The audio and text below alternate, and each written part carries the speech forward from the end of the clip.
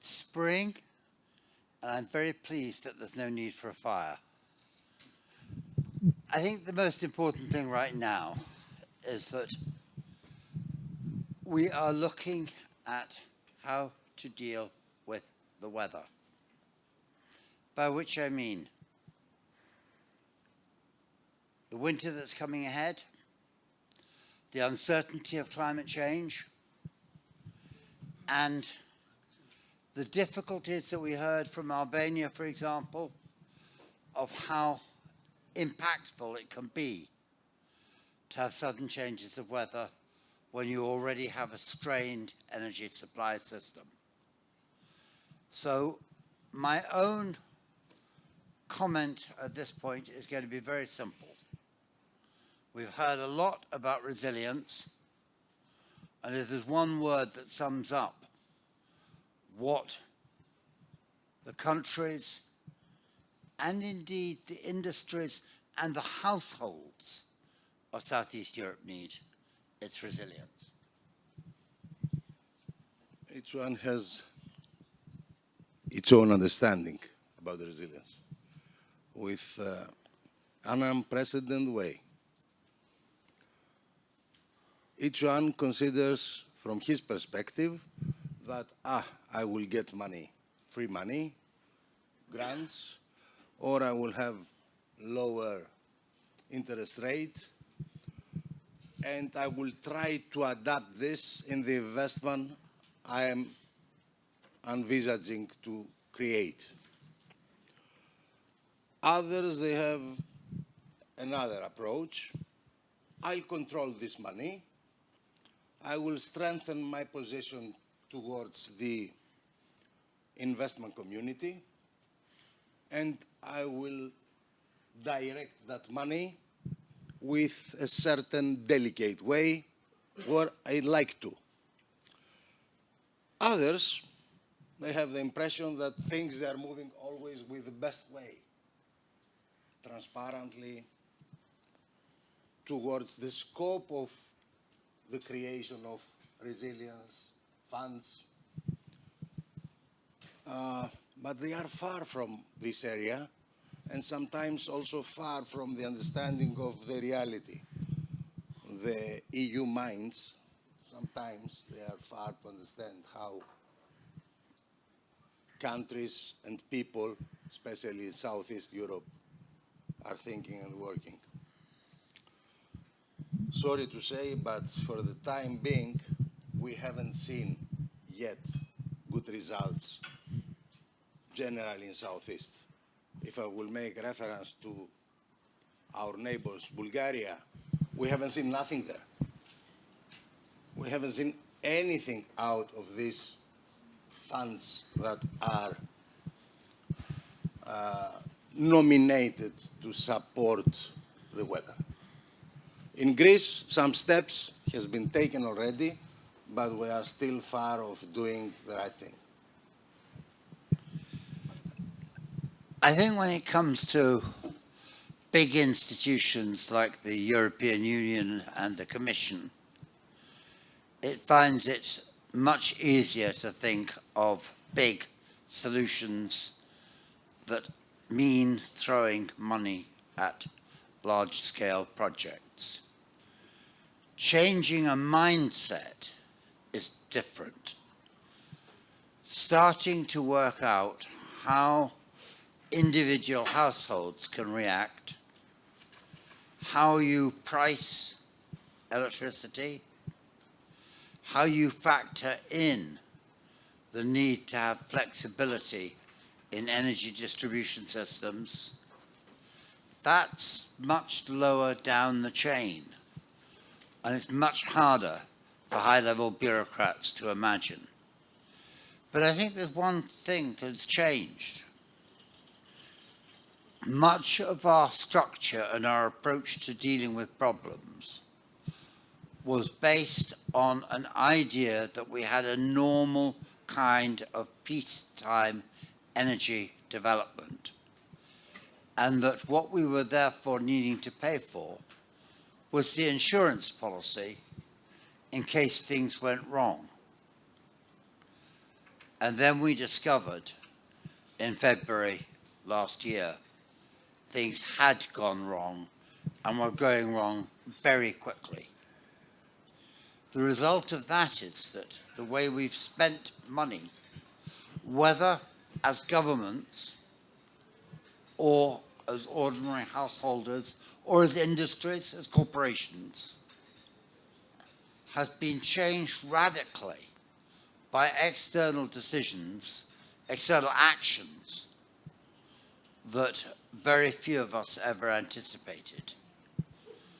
And I think that that is a really profound change, because what it means, I think, in practice, is that an energy transition that we thought would be complicated and difficult is actually being forced upon us at a much faster rate than we expected, because of the sheer need to reduce reliance on gas, particularly gas, because of Russia and because of the limited amount of alternative supplies of gas available.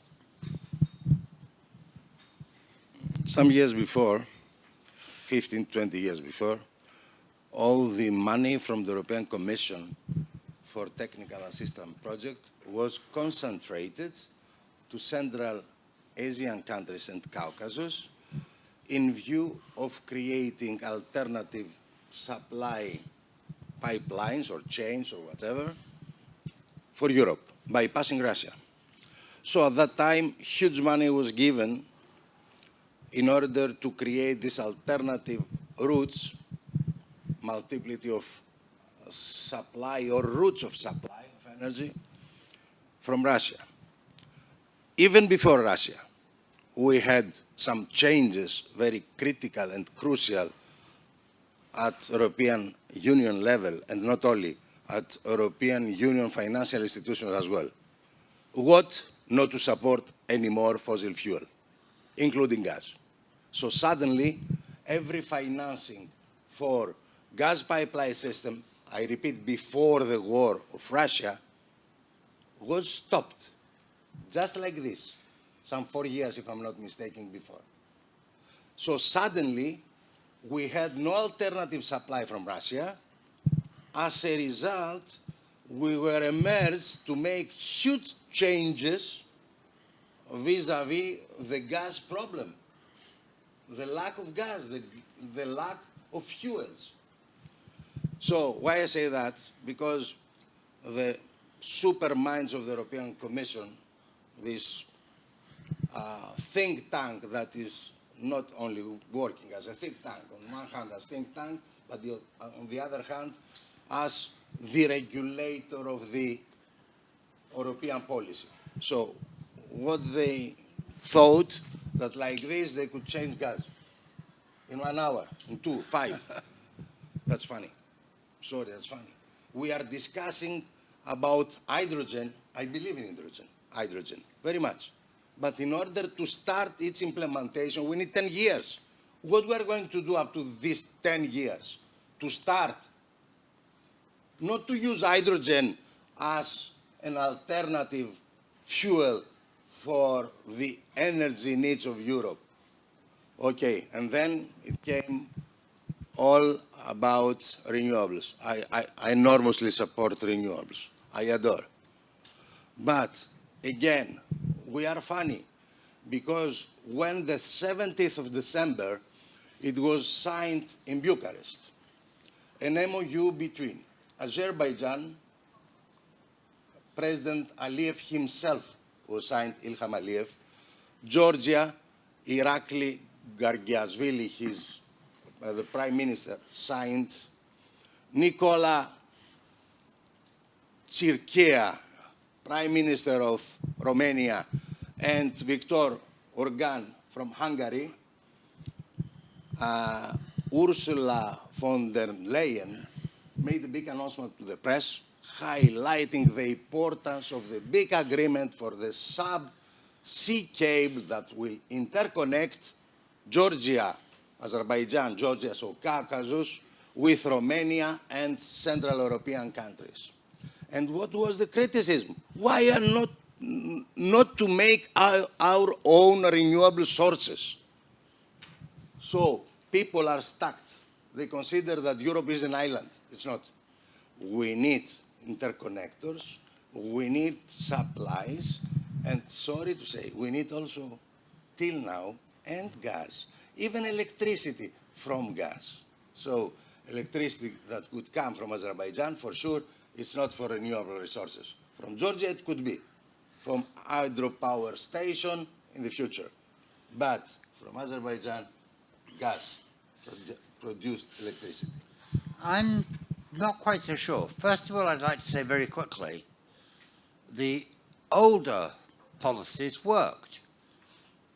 After all, the Baku-Tbilisi-Ceyhan oil pipeline is functioning and indeed is starting to take oil that used to go through Russia, through the TPC system, precisely because the Kazakhstan government and authorities and the companies there are no longer entirely confident that the security of passage through Russia actually can be maintained in view of Russian actions in the past at Novorossiysk.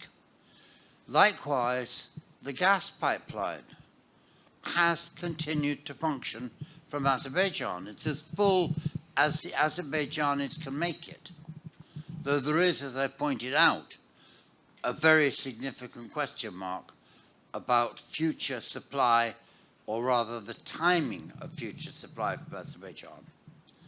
But then we come to electricity. I find it very interesting. Yes, Georgia has got Enguri, it's got the great hydropower potential and the ability to produce spare electricity for export to Romania and the Balkans. What is interesting about Azerbaijan is that it too is looking to renewables on a massive scale. Now, I say looking to it. What it would like to do is establish a whole series of very large wind farms offshore in the Caspian. But as far as I know, these remain ideas rather than programs in action.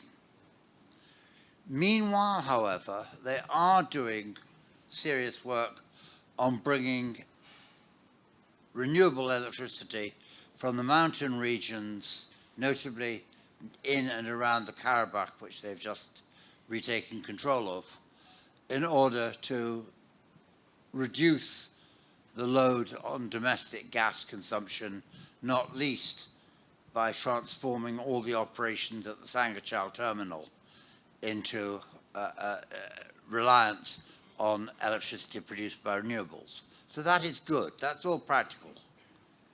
But in the long run, I think we are also looking at how electricity can carry perhaps not just simply the electricity from renewables, but possibly also electricity produced from fossil fuels.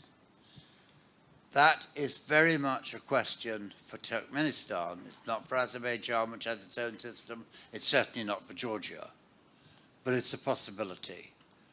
As for hydrogen, that is a logical, ultimate set of projects, but I think we're still talking about trying to work out how to develop that in a practical manner, rather than talking about programs that are already on their way into existence. I fully agree with you. I do not disagree. But when I remember all the years I was the legal advisor of the European Commission external, so I was involved every day with pipelines, with my friend Ionut, with my friend Yurda. So we are working the last 20 plus years for the pipelines supporting the system of European Union. European Union never supported Baku-Tbilisi-Ceyhan. They were always against. It was a project from Turkey, supported only from Americans, and from Americans without money. Azeri put it the real money, and Turks. And they created this alternative route. And not only that, the worst was that this pipeline was not creating real money. They had even losses. So it was supported for the supply, security supply of Europe, strategically very important, but with losses.